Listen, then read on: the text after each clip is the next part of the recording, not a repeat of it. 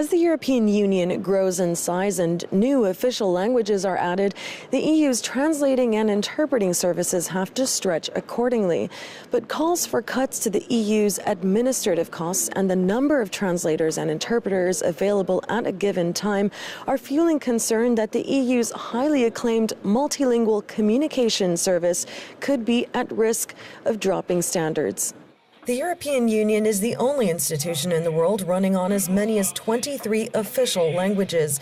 Every day, hundreds of thousands of high-level talks take place and key information is exchanged. And at the center of it all are thousands of interpreters.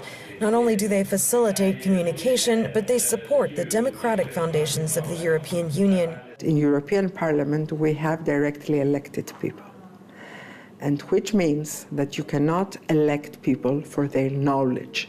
You elect them because they are capable to represent you, because they have the trust of their electorate, and so we have to give them the tools to be on the same level.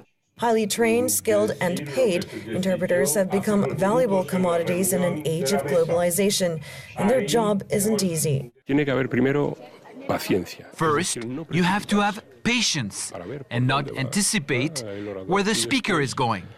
Then you have to analyze. You also need a sound understanding of your mother tongue, because you need to be a very good communicator. You can't search for your words. I have 2 passive languages and 2 active languages. Normally, when we talk about interpreters, we imagine a person with 3 or 4 tongues, which is not literally the case. We have plenty of passive languages. Passive languages are languages we are able to interpret from, into our active languages. But among more than 600 staff interpreters and around 3,000 freelancers, not everyone is used efficiently.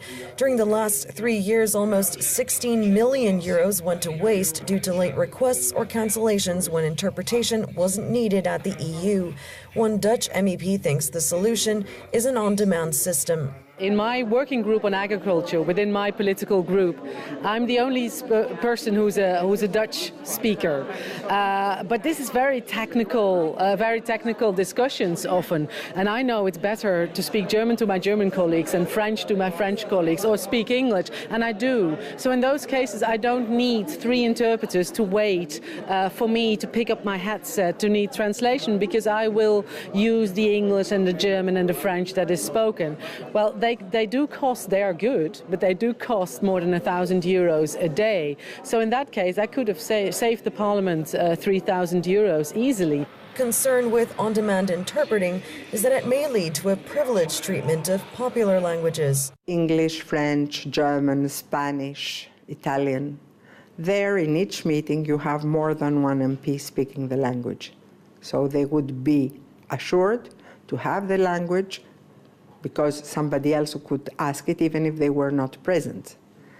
What happens with all the other languages, where often you have only one representative? Chatter in EU corridors of potential cutbacks in interpreting are also fueling fears about the future of the profession. Interpreters, at the level we want them, are a very, very rare merchandise, especially for certain languages.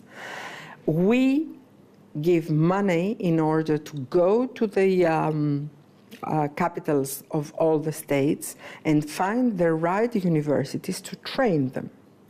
And then, if these people, who are very rare birds, are convinced that this profession doesn't have a future, then they do something different. Many agree greater efficiency is necessary, but the EU's interpreting staff are set to defend their jobs and the right of every language to have an equal say in Europe. Sandra Gottman for JN1 in Strasbourg.